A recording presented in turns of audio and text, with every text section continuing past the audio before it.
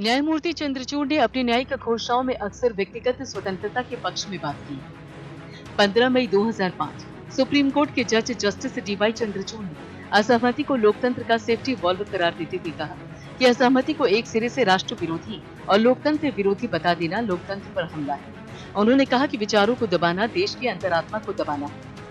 उनकी ये टिप्पणी ऐसे वक्त आई है जब संशोधित नागरिकता कानून और प्रस्तावित नेशनल रजिस्टर ऑफ सिटीजन्स को लेकर देश के तमाम हिस्सों में बड़े पैमाने पर विरोध प्रदर्शन हो रहे थे। 31 मई 2021 जब सुप्रीम कोर्ट ने निर्देश दिया कि आंध्र प्रदेश के 2 समाचार चैनल्स के खिलाफ दर्ज राजद्रोह के मामलों में कोई दंडात्मक कार्रवाई नहीं की जाए, तब न्यायमूर्ति डीवाई चंद्रचूड़ ने कहा था कि ये समय था कि जब शीर्ष अदालत ने देशद्रोह की सीमा को परिभाषित किया।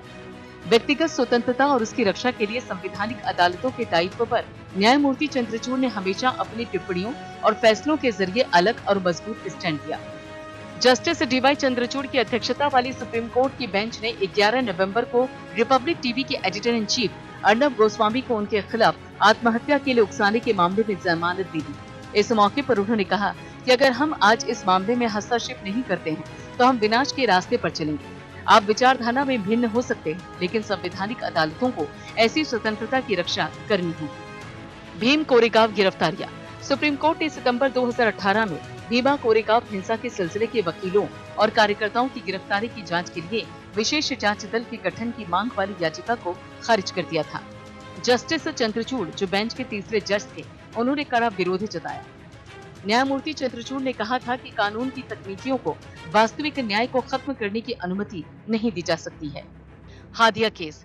व्यक्तिगत स्वतंत्रता पर न्यायमूर्ति चंद्रचूड़ का एक और महत्वपूर्ण फैसला हादिया मामले में आया। इस मामले में हालांकि केरल उच्च न्यायालय के खिलाफ निर्णय लेने वाले सभी 3 न्यायाधीशों के फैसले के साथ एक मत थी, जिसने हादिया और शफीन जहां के बीच विवाह को रद्द कर दिया था।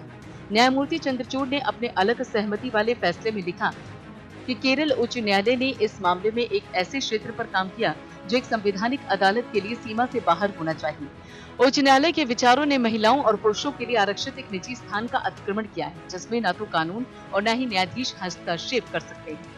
निर्णय में कहा गया है कि जमानत की शर्तें लगाने के खिलाफ।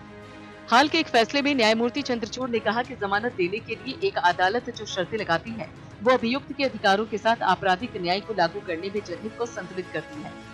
3 साल की जेल के बाद विचाराधीन कैदी को जमानत। न्यायमूर्ति चंद्रचूड़ की अध्यक्षता वाली पीठ ने 9 जून 2020 को एक ऐसे व्यक्ति को जमानत दे दी जो एक विचाराधीन कैदी के रूप में 3 साल से अधिक समय से जेल में बंद था। इसके अलावा जस्टिस चंद्रचूड़ कार्यपालिका के क्षेत्र में न्यायपालिका के हस्तक्षेप को भी बढ़ावा नहीं देने के पक्षधर रही हैं। व्यक्तिगत स्वतंत्रता पर अपनी बेबाकी के लिए प्रसिद्ध रहे जस्टिस चंद्रचूड़ न्यायपालिका की आवाज बनकर उभरे हैं। Bureau report.